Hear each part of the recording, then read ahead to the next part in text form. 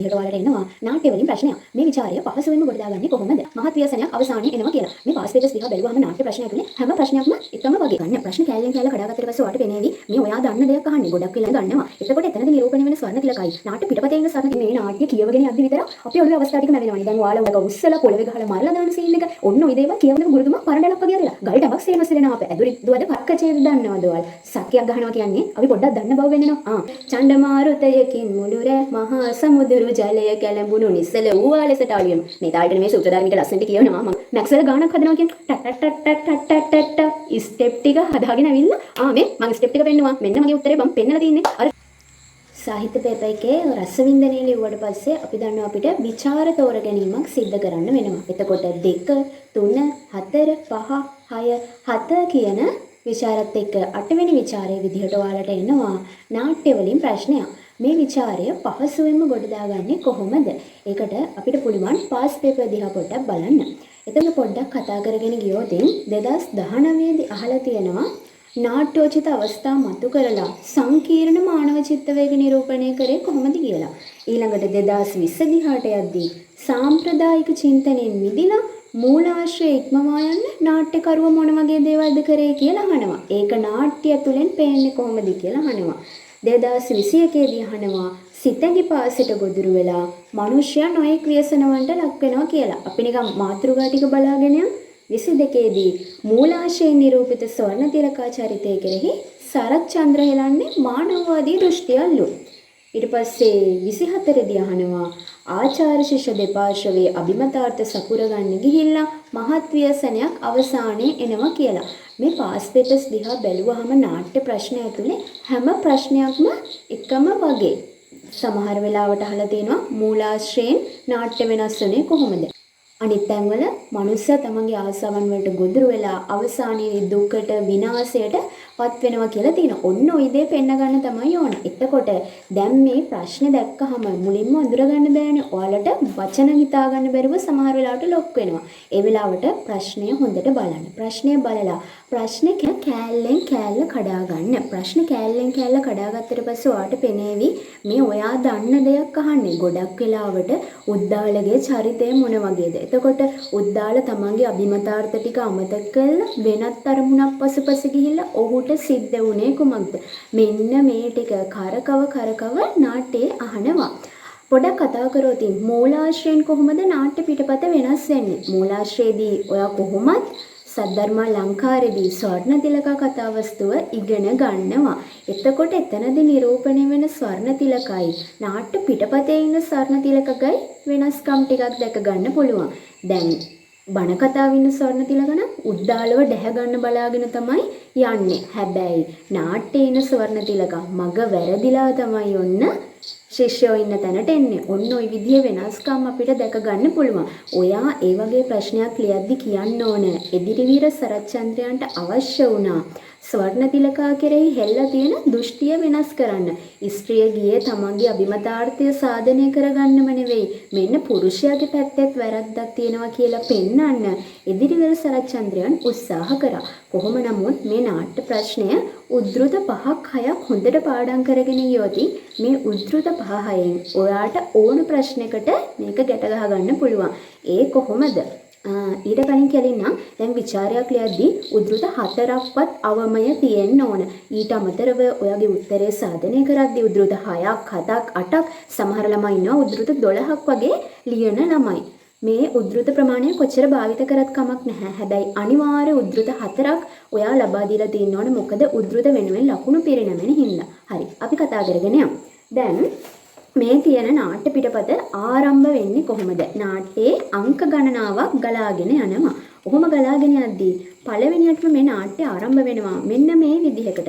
ගායකයෝ ඇවිල්ලා කියනවා පෙමතෝ ජායති සෝකෝ පෙමතෝ ජායති බයම් පෙමතෝ විපමුත්තස්ස නාට්‍ය සෝකෝ කුතෝ බයම්. නාට්‍ය ආරම්භයේදීම ප්‍රේක්ෂකයාට පෙන්වනවා මොකක් ගැනද මේ කියන්නේ. ප්‍රේමය නිසා දුක ඇති වෙනවා. මෙන්න එහෙනම් නාට්‍ය ගලාගෙන යන්නේ මෙන්න මේ දේවලුත් එක්ක.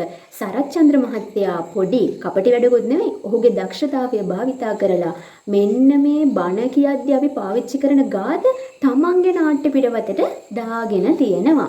එතකොට දැන් මේකෙදි උද්දාල ගැන ලියනවා නම් උද්දාල ගැන හොඳම උදාහරණයක් තමයි උද්දාලවිල කියනවා. හිඳගත නොහැකිය මාපිය දප්පුල එකලස් කරගන්න ආතුරු මාසිත. ගොස් දැන් මම සැතපෙන්නේ මියහනේ පමා නොවි යලි එන්නෙමි ඔබ වෙත. මට දැන් නම් වාඩි වෙන බෑ ශිෂ්‍යනි මගේ හිත හොඳටම කැළඹිලා. ඔන්න අවසානයේ නාට්‍යකරුවෝ පෙන්වනෝ මහත් ව්‍යසනයකටපත් වුණා කියලා. එහෙනම් ව්‍යසනයේ මූලාරම්භය ඔන්න ඔයාට නාට්‍ය අංක 1ේදී අඳුර ගන්න පුළුවන්. දැන් ප්‍රශ්නේ මොන විදිහට ඇහුවත් ගුරු සිසු සම්බන්ධතාව හරියට ගෙනියන්න නැතුව අවසානයේ ව්‍යසනයකටපත් වුණා. ඉතින් උද්දාලගේ චරිතය නිරූපණය කරන්න කිව්වත් ලියන්න ඕන ඔය ටිකමනේ. එකම කාරණාව විවිධ ප්‍රශ්නවලින් විවිධ විදිහට අහනවා. දැන් මේ නාට්‍ය පෙළ ඇසුරෙන් අවස්ථා සිද්ධි නිරූපණය ගැන අපි පොඩ්ඩක් කතා කරොත්. ඉතින් මේ නාට්‍ය කියවගෙන යද්දි විතරක් අපේ ඔළුවේ අවස්ථා ටික මැවෙනවනේ. දැන් ඔයාලා වුණත් සමහර අය මෙතන පෙමතෝ ජාතිසකෝ බලලා නැතුව ඇති. හැබැයි නාට්‍ය පෙළ කියවද්දි එකින් එක අවස්ථා අපේ ඔළුවේ මැවෙනවා. උද්දාල සිප්පලට යන හැටි, සිසුන් එක්ක ඇති වෙන සංවාද, ඊට පස්සේ ගුරුතුමාගේ ප්‍රශ්නට සිසු එක එක්කෙනා අදහස් බෙදා ගන්න හැටි, අග්නිදත්ත දප්පුල තමන්ගේ අදහස් ටික ගේන හැටි, එයාලගේ ක්‍රියාකාරීත්වය කොයි වගේද, අන්තිම වෙලාවේ ස්වර්ණ තිලක උස්සලා පොළවේ ගහලා මරලා දාන සීන් එක, ඔන්න ඔය දේවල් කියවද්දි අපේ ඔළුවේ මැවෙනවානේ. අන්න ඒක තමයි නාට්‍ය ඇසුරෙන් අවස්ථා සිද්ධි නිරූපණය වෙනවා කියලා කියන්නේ. ඒ කියන්නේ පිටපත කියවීමෙන් පමණක් අපිට පුළුවන් අපේ ඔළුවේ චිත්‍ර ටික මවා ගන්න. අපි කැමති විදිහට අඳුන් අඳලා අපි කැමති විදිහට චරිතය ගොඩනංවා ගන්න පුළුවන්. එක තැනක තියෙනවා මම කලින් වීඩියෝ එකත් කතා කරා. ගල් ටැඹක් වගේ ඉඳපු ගුරුතුමා පරණඩලක් වගේ ඇදලා. ගල් ටැඹක් සේ නොසලෙන අප ඇදුරි දුවද පරණඩලක් සේ කියලා ළමයි කතා කරන්නේ. මොකද්ද වෙලා තියෙන්නේ? මොකද්ද ප්‍රශ්නය? මෙන්න මේ විදිහට සංවාදාත්මක භාෂාව, තස්සම තද්භව පද සංකලනය, ඊට පස්සේ ගීතවත් බස්වහර. ඔයාලා දන්නවා මේ නාට්‍යයට උත්තර ಭಾರತೀಯ සංගීතය තමයි අරන් තියෙන්නේ. ඉතින් ඒ සංගීතය මෙහෙවන්න තරම් ලස්සනට මේ වචන පාවිච්චි කරපු හැටි බලන්න, වචන කඩපු හැටි බලන්න. රකින්න බඹසර කුමරුවෝ වෙමු අපි. කෑල්ලෙන් කෑල්ල කඩ උක්තාක්‍යත සම්බන්ධය රැකලා තියෙන හැටි නාට්‍ය පිටපත පුරාවටම පේන්නේ කතුවරයාගේ භාෂා ශක්්‍යතාවය. මේ හැමදේම කිය මම මොකද්ද මේ කියන්න හදන්නේ? නාට්‍ය ප්‍රශ්නේ මොන විදිහට ඇහුවත් ඒ ඔයා ලියන උත්තරය ඇතුළට මේ ඔක්කොම ගෙනල්ලා දාන්න පුළුවන්. හැබැයි මේන් පොයින්ට් එක අමතක කරන්න එපා. ඒකට ඔයාට පුළුවන් විචාරය පටන් ගද්දි දැන් ඔයාලා දන්නවනේ විචාරයක් පටන් ගද්දි අපි බස් ගාලා ලියාගෙන යන්නේ නැහනේ.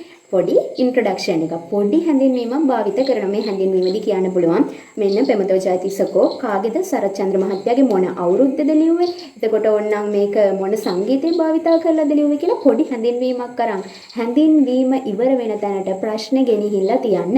එහෙම නැත්නම් යටින් පොඩි සක්කචේද දන්නවද ඔයාලා? සක්කයක් ගහනවා කියන්නේ අපි පොඩ්ඩක් දන්න බව වෙන්නනවා. මම ප්‍රශ්නේ තේරුම් අරගෙන ලියන්න කියලා සක්කචේදයක් ගහන්න පුළුවන්.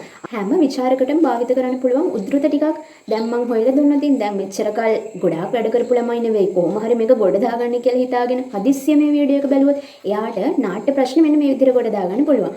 මම මේ පොතේ අහමු තැනකින් පෙරලලා ඔයාලට ඔන්න උද්දෘතයක් අරගෙන දෙන්න.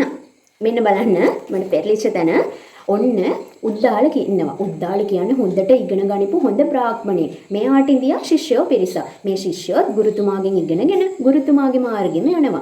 මෙන්න මේ ගුරුතුමාගේ එක ලක්ෂණයක් මෙන්න මේ විදිහට පොතේ තියෙනවා. යන්න කලට රජකෙදර කිරිපැණින් කලසත මගදිගට ඉස්වීමි කවරනම් යහපතක් වීදයින් නොදන්නෙමි.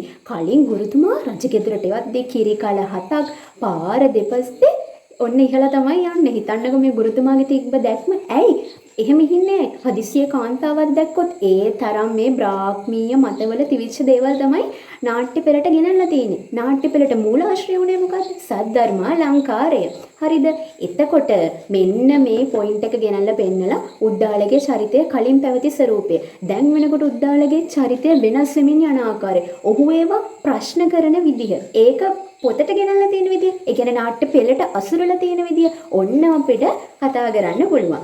එතකොට තව ලස්සන තැනක් තමයි අවසානයේදී ඔයාලා දන්න මේ නාට්‍ය ඉවර වෙන්නේ කොහොමද? මේ නාට්‍ය ඉවර වෙන්නේ දුකකින්, ශෝකාන්තයකින්, එහෙම නැත්නම් දුක්ඛාන්තයකින්. මොකක්ද ඒ කියන්නේ? දුකෙන් අන්ත වෙනවා. දුක්ඛාන්තයක්. ශෝකයෙන් අන්ත වෙනවා. ශෝකාන්තයක්. අන්ත කියන්නේ ඉවර වෙනවා. හරිද?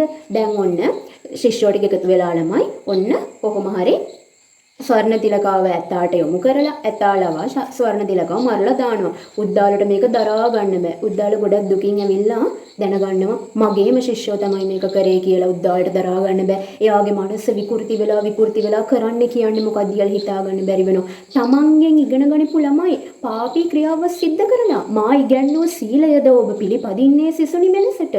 අන්න කලින් ගුරුතුමා ළමයින්ට දීපු උපදේශ උවතෙන් හැමදේම ඔන්න ළමයි එයාලා වෙනස් කරගෙන තමන්ගේ ප්‍රිය බිරිඳව මරවලා තියෙනවා. ඔන්න අන්තිම වෙලාවේ උද්දාල හැසිරෙන්නේ මෙන්න මේ විදිහට.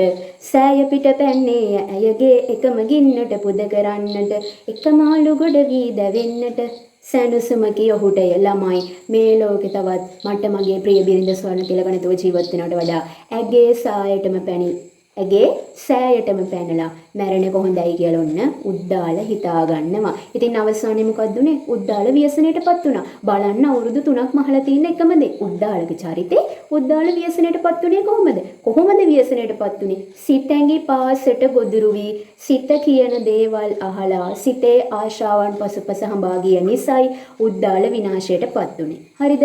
දැන් මේක ලොකුවට ගන්න එපා. ඔයා ගාව නාට්‍ය පෙළ තියෙනවනේ. නාට්‍ය පෙළ එකපාරක් කියවන්න. පාඩම් කරන්න නෙවෙයි. මොකද්ද?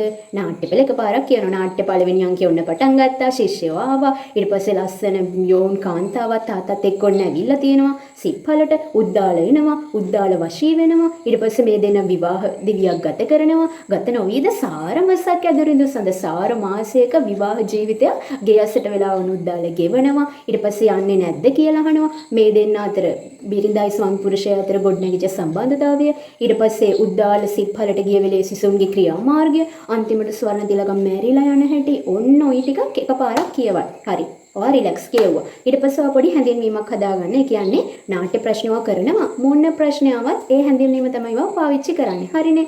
එතකොට ඒ හැඳින්වීමත් එක්ක ඔන්න ප්‍රශ්නෙට ගලපන්න පුළුවන් උද්දෘත කීයක්ද? දැන් 6ක් පාඩම් කරනවා. මම 7ක් වෙන්නවා. හරි. 7ක් පාඩම් කරමු. 6කිනුත් ගේම් ගහන්න පුළුවන්. ඔන්න 7ක් තියාගෙන යනවා. හරිද? ඔය 7 ඔයා තෝරන්නේ කොහොමද? උද්දාල ව්‍යසනයටපත් වූ ආකාරයට එකයි. සංවාදශීලී භාෂාවට එකයි. ඊට පස්සේ උද්දාලයි ස්වර්ණ තිලක ගෘහවාසිත ගෙවන හැටි එකයි. සිසුන්ගේ ක්‍රියාකලාපෙට එකයි. ඊට පස්සේ භාෂා භාවිතය ඔයාලට පහසුවෙන්ම පාඩම් කරගන්න පුළුවන් තැනයි. අවස්ථා සිද්ධි නිරූපණයට ඔයා කැමතිම තැන මම කැමතිම තැන තමයි සෑය පිට පැන්නේ එයාගේ සෑයට පැනලා උද්දාල මැරෙන තිල. තව ස්වර්ණ තිලක සොඬින් නොසවා බිම දමා පහත හෙළුවේ. අර ලස්සන මොළ කැටි සිරුර සුණු විසුණු වෙලා යන ආකාරය ඔන්න ඔය විදිහට කැමති උද්දෘත 6ක් ගන්න. ඒ උද්දෘත 6ක් කොලයකට ගන්න. කොලයකට අරගෙන ඉවර වෙලා බලන්න මේකේ තියෙන ලක්ෂණ භාෂාව මොන වගේද? මේ නාට්‍ය ඇතුලේ තියෙන සරල භාෂාවක් සමහර තැන්වල ලස්සන උපමා භාවිතා කරලා තියෙනවා. ඔයාට මේන් පොයින්ට් එක උපමා දීලා ඉන්නේ නැහැ ළමයි නාට්‍ය ප්‍රශ්නය ලියන්න. නාට්‍ය ප්‍රශ්නය මුලින්ම පාස් පේපර්ස් කතා කරගෙන ගත්තේ එකම දෙයක් තමයි අහන්නේ. උද්දාලගෙන් තොරව ස්වර්ණ තිලකගෙන් තොරව මේ නාට්‍ය කතා කරන්න බැහැ ළමයි. මූලාශ්‍රයෙන් වෙනස් වුණේ කොහොමද ඇහුවත් මේ චරිත දෙක අනිවාර්යෙන් නිරූපණය කරන්න අපිට සිද්ධ වෙනවා. චරිත නිරූපණයක් ඇහුවත් මේ චරිත දෙකට මුඛ්‍යගත වෙලා තමයි ලියාගෙන යන්න වෙන්නේ. ඔයාලට තව දක්ෂ වැඩක් කරන්න පුළුවන්. සිසුන්ගේ හැසිරීම. මේ ශිෂ්‍යෝ තුන්දෙනාගේ අනන්‍යතා ලක්ෂණ තුනක් තියෙනවා ළමයි. එක්කලා මේ ගුරුවරට ගොඩක් ලැබී අනිත් එක්කෙනාට අග්ගාලා මෙයාලගේ සිත්ඵල හැරදාලා යන්න ඕනි කියන ඔන්න ඔය වගේ මේ චරිත ගොඩනගපු හැටි අපිට අඳුන ගන්න පුළුවන්. ওই විදිහට නාට්‍ය ප්‍රශ්නේ ගොඩ දාගන්න පුළුවන්. ඔයා පාඩම් කරන් යන උද්දෘත ටික ගලපන්න පුරුදු වෙන. කොච්චර දේවල් පාඩම් කරත් වැඩක් නැහැ. ඒ දේවල් ටික ගලප ගන්න බැරි නම් ඒ නිසා නාට්‍ය ප්‍රශ්නේ ලකුණු ගන්න පුළුවන්. අනික අර ප්‍රමාණාත්මකව ලියන්න පුළුවන් ප්‍රශ්න. නාට්‍ය ප්‍රශ්නේ ලේසි වෙයි ළමයි. බය වෙන්න එපා.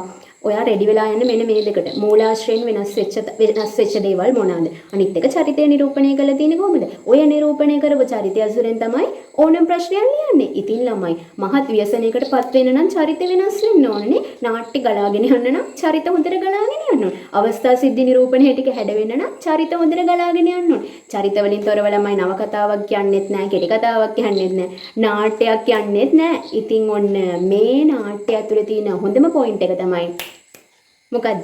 නාට්‍ය පෙළ කියවීමෙන් පමණක් පාඨකයාට හොඳ රසවින්දනයක් ලබා ගන්න පුළුවන්. ඒට හේතු උනේ මොකද්ද? සරච්චන්ද්‍ර මහත්තයා භාවිතා කරපු භාෂා කුසලතාවයන් භාෂා උපක්‍රම ටික.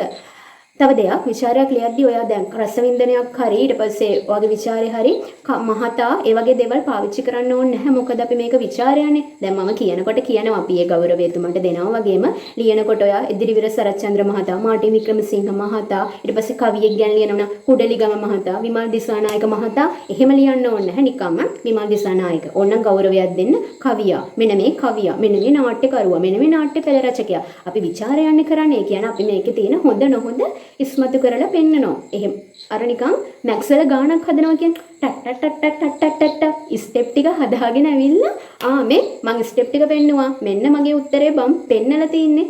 අර ත්‍රිකෝණ ගානක් තියෙන බව පෙන්නනවා. හරි හරි. ඒව වැඩක් නැහැ. එහෙනම් එක්සෑම් එක හොඳට කරලා ඉන්න නාට්‍ය ප්‍රශ්නේ 8 වෙනි ප්‍රශ්නේ හොඳට ලියන්න. good luck.